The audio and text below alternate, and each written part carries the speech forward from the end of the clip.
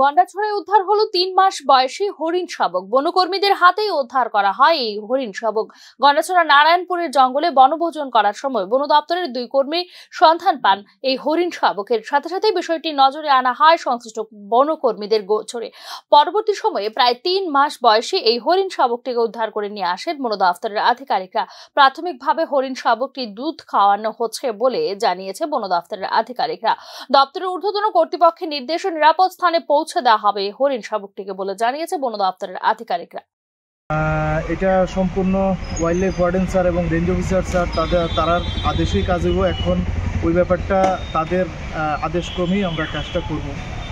সম্ভবত কোনো একটা সেফটি জায়গাতেই দেওয়া হইব আর কি এখন অব্দি যেটা। স্যার আনুমানিক স্যার তার বয়সটা কত হইব? আমরা ধারণা 3 মাস 3.5 মাস হইব। 3 মাস 3.5 মাস। তো সে এখন স্যার কি খাওয়াইতেছেন তারে?